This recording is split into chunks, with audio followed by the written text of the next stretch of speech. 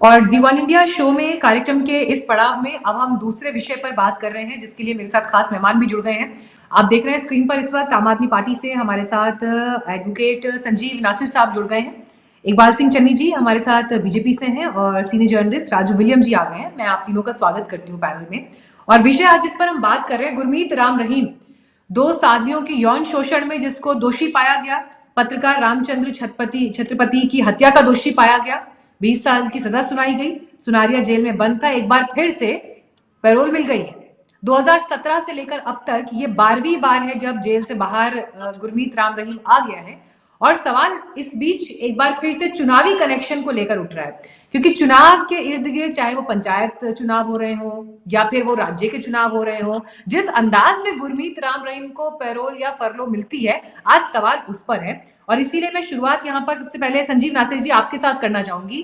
क्या लग रहा है आप लोगों को, नॉर्मल सिनेरियो में बाहर आना हुआ है या आप लोग भी इसका कुछ चुनावी कनेक्शन पढ़ रहे हैं?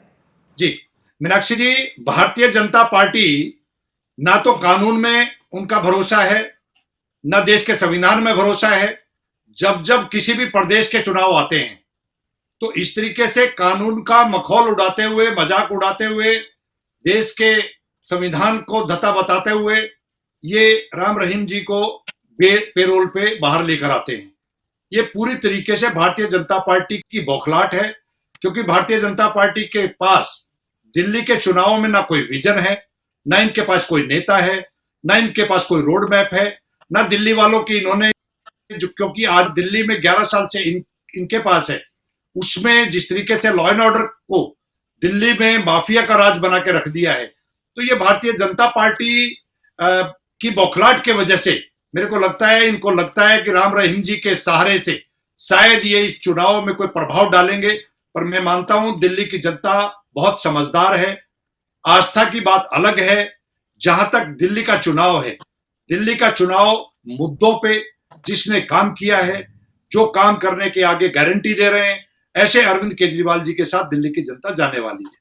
ठीक है चन्नी साहब, मेरे पास पूरी लिस्ट मौजूद है इस वक्त, और अगर 2017 से नहीं, अगर मैं 2022 से भी शुरू करूं, फरवरी 2022 में 21 दिन की पैरोल मिली, पंजाब विधानसभा चुनाव थे। जून 2022 में 30 दिन की पैरोल मिली, हरियाणा नगर निकाय चुनाव थे। अक्टूबर 2022 में 40 दिन की पैरोल मिली, आदमपुर सीट पर उपचुनाव था। उसके बाद जुलाई 2023 में 30 दिन की पैरोल मिली, हरियाणा में पंचायत चुनाव थे। नवंबर 2023 में 29 दिन की फरलो मिली, राजस्थान विधानसभा चुनाव थे। अक्टूबर 2024 में 21 दिन की पैरोल मिली, हरियाणा विधानसभा चुनाव था। और जनवरी 2025 यानी अब 30 दिन की पैरोल मिल गई है और 5 तारीख को दिल्ली में वोटिंग है। क्या मतलब अपने ऊपर भरोसा नहीं है सर? क्या भारतीय जनता पार्टी को पूरा, मतलब क्यों जरूरत पड़ जाती है, क्यों इतनी आसानी से? बाकी कैदियों को भी क्या इतनी आसानी से मिलती है पैरोल या फरलो, जितनी आसानी से गुरमीत राम रहीम बाहर आता है? क्यों सरकार इतनी मेहरबान है? देखिए, बात ऐसी है, भारतीय जनता पार्टी पूरे कानून के अनुसार चलती है। ये जो आम आदमी पार्टी के प्रवक्ता बोल रहे हैं, ये पहले अपने आप को सोच लें क्या करते हैं। भारत जो राम रहीम है, इसको सबको पता है, इसके ऊपर बड़े गंभीर दोष लगे और कानून ने इसको दोषी माना और वो जेल में है। जब इस पे दोष लगे तो सभी दोष, उस वक्त कांग्रेस की सरकारें थी, हरियाणा में भी और दिल्ली में भी, तो उस पर कोई कार्रवाई नहीं हुई थी, कोई कार्रवाई, कोई एफआईआर नहीं हुई। आखिर उस पर जो एफआईआर दर्ज हुई वो हाई कोर्ट के आदेशों से हुई, और जो उसको सजा मिली वो भारतीय जनता पार्टी के राज्य की सरकार के समय में मिली।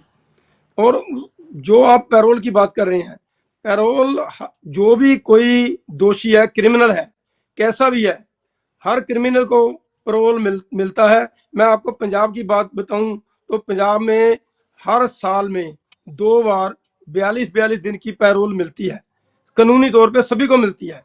और उसके अलावा 2-3 बार जो फरलो होती है, वो कोई ना कोई बहाना हो सकता है, कोई बीमारी के कारण, कोई किसी की डेथ हो गई, कोई और कोई घरेलू काम हो गया, उसके लिए 14-14 दिन की 2-3 बार पैरोल मिल जाती है। ये मैं बिल्कुल फैक्ट्स पे कह रहा हूँ। अभी कल डिबेट हो रही थी, कांग्रेस के प्रवक्ता थे, वो बोल रहे थे कि अभी मेरे को एक कोई आदमी दिखा दो जिसको ऐसे पैरोल मिली हो जो राम रहीम को मिल रही है। तो उसी डिबेट में हाकम सिंह एडवोकेट बैठे थे हाई कोर्ट के, तो उन्होंने माना कि 20-25 की लिस्ट तो सरकार ने उसी वक्त हाई कोर्ट को दी थी, जब हाई कोर्ट ने पूछा भाई आपने राम रहीम के अलावा किस किस को आपने पैरोल दिया, तो हरियाणा की सरकार ने उस वक्त 25-30 आदमी की लिस्ट दी थी, जो हाकम सिंह ने कहा मेरे हिसाब से सैकड़ों बंदे ऐसे हैं जिनको पैरोल मिलती है, ऐसी नहीं है अकेला उसको मिलती है, उसको कोई इलेक्शन के कारण नहीं मिल रही है। आप ये बताइए, पंजाब, हरियाणा, दिल्ली, हिमाचल, चंडीगढ़, राजस्थान, ये जो क्षेत्र हैं इनमें हर साल कहीं ना कहीं तो इलेक्शन होती है, उसको साल में 2 बार पैरोल मिलनी है, 1-2 बार वो कोर्ट से ले लेता है इजाजत, 2-3 बार मिलनी है, इलेक्शन तो कहीं ना कहीं होती है, उसमें क्या क्या कर सकते हैं, ज्यादा इलेक्शन उसकी पैरोल देने के लिए इलेक्शन बंद कर दें, भी इलेक्शन नहीं होगी उसको पैरोल मिलनी है, ये कैसा सवाल है? मैं तो नहीं समझता इसको इलेक्शन के साथ जोड़ना चाहिए। वो उसको उसको दोषी सिद्ध हुआ है, क्रिमिनल सिद्ध हुआ है, उसको कोर्ट में सजा दी है, वो सजा भुगत रहा है, तो जैसे बाकी लोग आकर पैरोल पे आते हैं वैसे वो आ रहा है।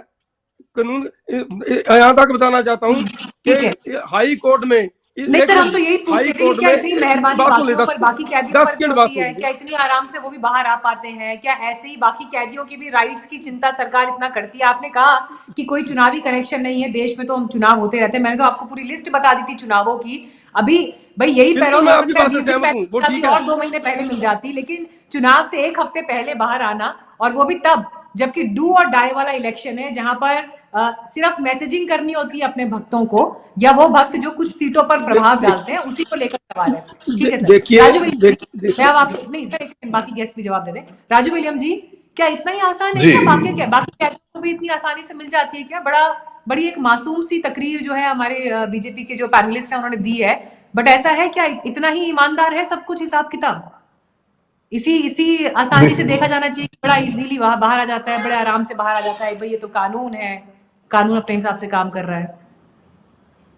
देखिए मीनाक्षी जी, 2 पहलू हैं इसको देखने की। एक तो ये परिपेक्ष है, वो राजनीतिक है।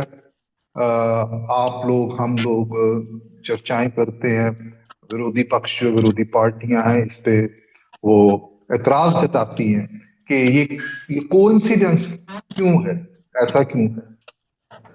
लेकिन बात ऐसी है कि जो जिन नियमों के तहत हो रहा है वहां पे तो बात सही है।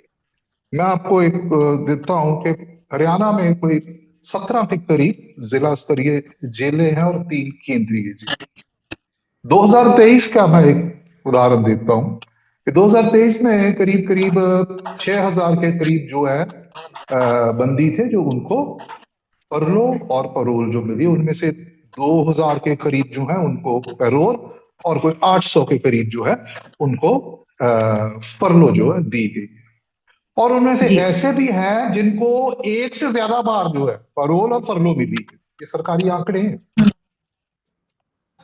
तो सवाल ये पैदा होता है कि भाई एक परसेप्शन बनता है कि भाई ये जो एतराज जता रहे हैं, विरोधी जता रहे हैं कि ये चुनाव से पहले देते, ये सही नहीं है क्योंकि दूसरों को भी मिलती है। जैसे हरियाणा का जो प्रिजनर का गुड कंडक्ट जो एक एक्ट है उसके मुताबिक भी तो इस सवाल पे नहीं आते हैं। ये जो एतराज है ये सिर्फ और सिर्फ एक राजनीति के मैदान में ये लगाया जाता है। ये सही भी है, परसेप्शन भी है, लोगों के मनों में सवाल पैदा होता है कि भाई सिर्फ इलेक्शन से पहले, और ये इतना स्पष्ट और इतना साफ कोइंसिडेंस है कि इसको आप नजरअंदाज नहीं कर सकते। इसलिए सवाल और शंकाएं खड़ी होती हैं। प्रदेश की सरकार, बीजेपी की सरकार, उसकी नीयत पे सवाल खड़े होते हैं। लेकिन जैसे हम कहते हैं ना कि वो एक फ्रेज है कि पॉलिटिकली करेक्ट, तो यहाँ पे जो बीजेपी है वो एक तरीके से पॉलिटिकली भी करेक्ट है और लीगली भी करेक्ट है। अदरवाइज तो उसको चुनौती मिलनी चाहिए कि ऐसा क्यों हो रहा है, दूसरों को भी मिल रहा है। लेकिन अब सवाल ये पैदा होता है कि बार बार क्यों दे रही है? बार बार इसलिए दे रही है क्योंकि चुनाव जीत रही है बीजेपी, तो क्यों नहीं देंगे भाई उसको। दूसरी बात ये है कि जब ये जो चुनाव जीतना जो है मेन लक्ष्य जो है वो सभी पार्टी और बीजेपी, इसके बारे में हम जानते हैं कि वो कैसे मैनेजमेंट जो है उसकी तो वो एक्सपर्ट है। अब दूसरों में अगर वो काबिलियत नहीं है तो मेरा क्या है कि भी ये काबिलियत उनको भी लानी चाहिए ताकि वो भी ऐसा कर सके। और राम रहीम सिर्फ बीजेपी को चुनावी फायदा नहीं दिया, इतिहास उठा ले, मैं पंजाब से हूं, इन्होंने कांग्रेस को भी फायदा दिया, सभी को फायदा दिया। और खास करके समस्या पैदा हुई है 2017 में जब इनको अदालत की तरफ से जो दंड मिला है, वो बलात्कार के दोषी पाए गए हैं और उनको 20 साल के, उसके बाद से ये सवाल जो है पैदा होने शुरू हुए कि ये जी विशेष पार्टी जो है उसको वे समर्थन देते हैं। लेकिन जब भी वो समर्थन देते हैं, जब भी उनको पैरोल पे रिहा किया जाता है चुनाव से पहले, वो बीजेपी चुनाव जीत जाती है। तो बीजेपी क्यों ना करे? तो एक किस्म की एक प्रैग्मेटिक पॉलिटिक्स, उसमें आप और हम सैद्धांतिक त्रुटियां निकाल सकते हैं, लेकिन लोगों को भी कोई समस्या नहीं है और लोग भी तो वोट डाल रहे हैं ना। लोग क्यों नहीं एतराज कर रहे? लोगों की नजर में ये क्यों नहीं जाता कि भाई ये रेप के दोषी, इनको हम वोट ना डालें? और उनके जो पैरोकार हैं उनकी संख्या तो लाखों करोड़ों में है। अगर वो वोट डाल रहे हैं तो बीजेपी को क्या प्रॉब्लम है? तो इसलिए ये सब कुछ चल रहा है। मुझे लगता है कि ये बहस आगे भी चलती रहेगी और ये बहस और जो पर होती है देखिए, लेकिन विशेष इसमें करके इसमें फिर विरोधी भी एक बात पार्टियां ध्यान और जरूर चुनाव के टाइम पे विशेष। देखिए, पॉपुलर थॉट एक हो सकता है, लेकिन पॉपुलर थॉट कानून की कसौटी पर भी सही हो ये जरूरी नहीं है। और मुझे लगता है कि इन दो बातों का एक फर्क जो है वो जरूर जनता के भीतर होना चाहिए। अगर ये जनता बात किसी को ये बात अंधाधुंध फॉलो कर रही है, लेकिन कानून मैं की ये कह रहा कसौटी पर उसका हूं, सच क्या है, ये दो अंतर, इनमें मतलब मुझे लगता है मतभेद नहीं होना चाहिए। ठीक है, नासिर बिल्कुल साहब, आपकी बात बिल्कुल बिल्कुल आपकी बात सही है। और जो लबोलबाब जो मैंने अभी बताया है उसका यही है कि जी जो ठीक है संजीव जी। सिद्धांतक तौर पे नहीं ओके ठीक है, संजीव जी, आरोप वो राजनीतिक है, मर्यादा जो बीजेपी एक राजनीतिक एंटिटी है, मर्यादा की राजनीतिक कसौटी आरोप पे है, खरा नहीं पॉलिटिकल उतरता। आरोप है, वो तो कानून के हिसाब से बाहर आ रहा है। लेकिन आपको लगता है कि इस दलील को इसी नजरिए से देखा जाना चाहिए? अब देश में तो चुनाव होते ही रहते हैं, तो फिर ऐसे में अगर एक कुछ हो रहा है तो आप इस नजरिए से क्यों देख रहे हैं? अभी अभी मैं सुन रहा था जब भारतीय जनता पार्टी के प्रवक्ता बोल रहे थे, तो इन्होंने बड़ी ईमानदारी से एक बात को एक्सेप्ट किया कि पेरोल से पहले बताना पड़ता है कि मेरे को घर पे कोई काम है, मेरा स्वास्थ्य खराब है। तो ये बिल्कुल सही है, क्योंकि भारतीय जनता पार्टी का स्वास्थ्य खराब है, इसलिए बार बार राम रहीम जी को पेरोल दी जाती है। ये उन्होंने बड़ी साफगोई से एक्सेप्ट किया। लेकिन दिल्ली की जनता बहुत ही समझदार है। दिल्ली क्योंकि एक कॉस्मोपॉलिटन सिटी है, यहाँ पूरे भारतवर्ष का रिप्रेजेंटेशन है, हर प्रदेश के लोग यहाँ पर रहते हैं। लेकिन दिल्ली में जब भी दिल्ली का वोटर वोट करता है तो वो ये देखता है कि दिल्ली प्रदेश के लिए किसने काम किया है, दिल्ली प्रदेश के लिए कौन काम करेगा। पिछले 11 साल की सरकार में जिस तरीके से मुफ्त बिजली मिली, कोई पावर कट नहीं है पूरे हिंदुस्तान में। Delhi is the only state जहां 24 घंटे बिजली मिलती है और फ्री बिजली मिलती है, मुफ्त पानी मिलता है, अच्छी शिक्षा मुफ्त मिलती है, बुजुर्गों को मुफ्त तीर्थ यात्रा देने का काम किया जाता है, महिलाओं को मुफ्त बस यात्रा मिलती है, अस्पताल और मोहल्ला क्लिनिक दिल्ली में जिस लेवल पे काम कर रहे हैं, इस लेवल पे 20 प्रदेशों में भारतीय जनता पार्टी की सरकार है, ये कहीं पर भी काम नहीं कर पाई। देश भूला नहीं है। गुजरात के चुनाव में देश के प्रधानमंत्री को एक टेंट का नकली स्कूल बना के वहां पर फोटो खिंचवानी पड़ी थी। तो दिल्ली की जनता को यह पता है कि अरविंद केजरीवाल जी ने उनके लिए काम किया है।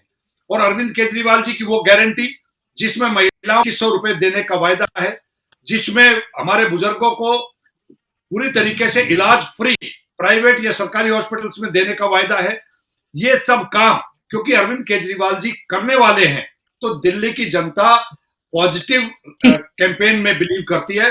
भारतीय जनता पार्टी का जो नेगेटिव कैंपेन है, ये पूरी एजेंसीज का मिसयूज कर रहे हैं। आप सरप्राइज मानेंगे मीनाक्षी जी, इलेक्शन कमीशन हमारे को नोटिस देता है, हम रिप्लाई देते हैं, उससे वो सेटिस्फाई नहीं होता है। लेकिन दूसरी तरफ भारतीय जनता पार्टी को ना नोटिस देते हैं ना रिप्लाई देते हैं।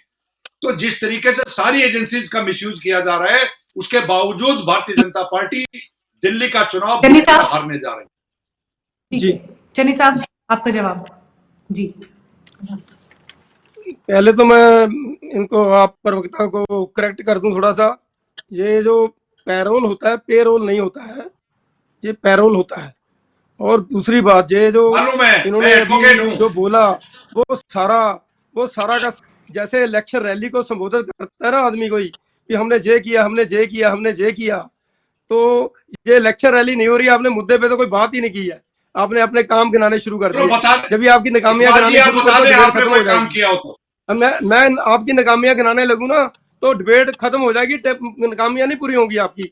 आप ये बताओ, आपके केजरीवाल ने सबसे पहले उसने कसम उठाई थी अपने बच्चों की कि मेरे बच्चों की कसम, ना मैं भाजपा से समझौता करूंगा ना मैं कांग्रेस से समझौता करूंगा। फिर कांग्रेस से समझौता किया आपने, पंजाब में गारंटी सन्नी दी जी, ये थी तो खुश होना 3 चाहिए, महीने में। कांग्रेस आपकी अब गोद चुप में करके बैठी सुनिए हुई है। प्लीज, डोंट इंटरप्ट अब मी, तो कांग्रेस डोंट आपकी इंटरप्ट गोद मी में बैठी हुई है। Please, don't interrupt. आज कांग्रेस जो है पूरी तरीके मीनाक्षी से जैन को चुप भारतीय कराइए, मैं जनता तब बोलूंगा। पार्टी के ठीक है मीनाक्षी संजीव जैन जी, एक को बार चुप उनकी कराइए, बात मैं तब भारतीय जनता बोलूंगा। पार्टी के अदरवाइज आई विल टोन में टोन मिला के क्विट। बात कर रही है। ठीक है नो मैडम, इकबाल आई जी, आप विल अपनी क्विट। बात, शर्मी साहब आप अपनी नहीं बात सर, पूरी उनको चुप करिए, कराइए। ठीक कंप्लीट हाँ, करिए। इन्होंने आप बताइए, अपने काम 3 गिनाइए, महीने कोई में एक भी पंजाब काम में नशा बताइए। खत्म करने की गारंटी दी थी, वो कहाँ गई? इतने नशे से लोग मर रहे हैं। पहले नौजवान मरते थे, अब हमारी बहनें भी मर रही हैं, सड़कों पे दिख रही हैं वो झूलती हुई नशे से। इन्होंने 20,000 करोड़ रुपया सैंड में निकालने की बात की थी, वो 20 करोड़ किसके पास, 20,000 करोड़ किसके पास गया ये बता दें। 20,000 करोड़ रुपए इन्होंने शराब में एक्साइज ड्यूटी से निकालने को कहा था, वो किसके पास गया? सारा 8500 करोड़ रह गया। इन्होंने 1,000 करोड़ रुपया करप्शन से निकालने के लिए कहा था, वो कहाँ गया? किसके पास है वो? अभी जो जिसकी ये बात कर रहे हैं बेअदबी की, बेअदबी में यही आदमी जिसके बारे में हम ये डिबेट कर रहे हैं वो भी इसमें दोषी है। इन्होंने गारंटी की थी हम 1 महीने में बेअदबी के दोषियों को पब्लिक के सामने लाएंगे, उनको सजा देंगे। इन्होंने क्या किया ये किसी ठीक है। बात को तो बताएं। और ये आरोप अब प्रत्यारोप जो कर रहे हैं, डिबेट नहीं हो रही है। एक मिनट मेरी और बात यहाँ पूरी पर करने पैनल दीजिए। डिस्कशन मीनाक्षी चल जी, रहा है। डिबेट ठीक दिल्ली है को राजू लेकर विलियम है। जी, मैं क्लोजिंग रिमार्क आपसे चाहूंगी। राजू विलियम जी, मुझे ये बताइए, अभी तक जो आप परिस्थिति देख रहे हैं इलेक्शन की, मैं थोड़ा सा दिल्ली स्पेसिफिक बात कर रही हूँ अब, किसके पास आप इस वक्त एडवांटेज देख रहे हैं? किसको आप इस वक्त देखिए थोड़ा सा इस बेहतर परिस्थिति में देख रहे हैं? देखिए बात ऐसी है, मेरा ये मानना है, मैं दिल्ली में रहा हूं और मैंने 2012 से, जब से आम आदमी पार्टी पैदा हुई है तब से इसको मैंने फॉलो किया है और पंजाब में लगातार फॉलो कर रहा हूं। देखिए बात ऐसी है कि इसको समझने के लिए हमें देखना पड़ेगा कि आम आदमी पार्टी किस कॉन्टेक्स्ट में, किन राजनीतिक परिस्थितियों में भारत का जो हमारा राजनीतिक जो पटल है इसके ऊपर वो उदयमान हुई। ये वो समय था जब बाकी की जो ट्रेडिशनल पार्टीज थी वो एक खास किस्म का एक दोष या उसका वो सामना करती थी, वो ये था कि वो पोल प्रोमिसेस करती हैं, वो खाली होते हैं। तो जो मूलभूत सुविधाएं हैं लोगों को मिलनी चाहिए वो नहीं मिलती, और उसको लेके ये लोग आए और लोगों ने इन पे विश्वास जताया और इन्होंने काफी हद तक, जब इनकी सरकार आई, उसको धरातल के ऊपर भी उसको, इसमें कोई दो राय नहीं, कंप्लीट नहीं है वो इसलिए क्योंकि ये एक पूर्ण राज्य नहीं है, पूर्ण शक्तियां नहीं है, और इसमें केंद्र का जो है वो दखल है। बाकी जो लेफ्टिनेंट गवर्नर का जो ऑफिस है, इंस्टीट्यूशन, उसके बारे में आप जान रहे हैं, दोहराने की जरूरत नहीं। तो उसके चलते हम क्या देख रहे हैं कि लगातार जब से पहला इलेक्शन लड़ा उसके बाद जब इन्होंने अपने आप को डिफेंड किया 2015 में, 2020 में भी, तो ये लगातार जो है एक किस्म की प्रचंड बहुमत के साथ इनको दिल्ली के लोगों ने सत्ता में वापसी करवाई। उसका एक कारण है, उसका कारण है, देखिए एक तरफ दिल्ली में क्या है कि भाई लोकसभा का चुनाव हो रहा है और प्रधानमंत्री नरेंद्र मोदी जैसा बड़ा चेहरा, सातों की सातें सीटें 2015-20 में, लेकिन जब असेंबली का चुनाव होता है तब जो है आम आदमी पार्टी के सामने बीजेपी नहीं टिक पाती। उसका एक ही कारण है, वो ये है कि वो जो वादे इन्होंने किए थे आम लोगों के, वो लोग जो लाइन में खड़े होके वोट डालते, उन लोगों को लगता है कि हमारे लिए इन्होंने कुछ किया है तो वो इनको वोट। लेकिन अब हम क्या देख रहे हैं कि 2000 अपना इसके 25 के आते आते बीजेपी जो पहले इनको काउंटर कर रही थी, वो कर रही थी नरेंद्र मोदी जी के चेहरे पे और अपना एक हार्डकोर हिंदू तवज्जो है उसका प्लान उसके ऊपर कर रही, लेकिन वो काट नहीं कर पा रही। तो उसकी वजह से अब इन्होंने अपनी स्ट्रेटजी को एक उसमें बदलाव किया है। अब इन्होंने भी वही फ्री भी, जैसे मिसाल के तौर पे महिलाओं को इन्होंने कहा हम अभी 2100, वो कह रहे हम 2500, उसकी वजह से चलते मुझे ऐसा लग रहा है कि बीजेपी, और साथ में जो इनके ऊपर उन्होंने ये एक्साइज घोटाले वाला, जो इनकी एक ईमानदार छवि का जो इन्होंने जो छवि थी, उसको भी उन्होंने एक कोशिश की है, और जिसका हमें जो दिल्ली के एमसीडी का चुनाव था उसमें उसकी झलक मिली। तो मुझे लगता है कि आम आदमी पार्टी इस बार भी सरकार बनाएगी, लेकिन वो स्थिति जो जो कहते हैं वो वन साइडेड, वो नहीं रहने वाली। लेकिन अभी एक हफ्ता पड़ा है, और ये जो अभी इन्होंने कहा आम आदमी पार्टी के जो प्रवक्ता है कि बीजेपी नेगेटिव कैंपेन करती है, तो ये अरविंद केजरीवाल जी ने ये जो जमुना में जहर वाला जो है, तो मुझे नहीं पता कि ये पॉजिटिव है या नेगेटिव है, इनको बताना चाहिए। तो ऐसी एक हताशा झलकती है। अरविंद केजरीवाल बड़े मजे हुए राजनीति के कलाकार है, वो उनको पता है एडवांटेज वाली बात ग्राउंड की है, मुझे रियलिटी लगता पे है क्या है। इसमें हमारे आम आदमी पार्टी के प्रवक्ता जो आज पैनल में है वो थोड़ा सा इसमें राहत महसूस कर सकते हैं, लेकिन फिर भी चुनाव के लिए अब एक हफ्ते का जो समय बाकी है, इसमें बीजेपी किस तेजी से आगे निकलती है और किस काउंटर के साथ घेरती है, इस पर बहुत हद तक काफी कुछ निर्भर करेगा। और इससे पहले भी हमने एक दो विधानसभा चुनाव में ये देखा है कि शुरुआत में बीजेपी ने लैग करते हुए भी कैसे बाकी के फेजेस में तेजी दिखाई और उसका क्या इम्पैक्ट फाइनल नतीजों में आया। तो इसलिए अब आने वाले 3 से 4 दिन बहुत इंपॉर्टेंट है, जिसमें बाजी किसी भी तरफ जा सकती है। फिलहाल धन्यवाद आप सभी का इस चर्चा में जुड़ने के लिए हमारे साथ। Thank you so much.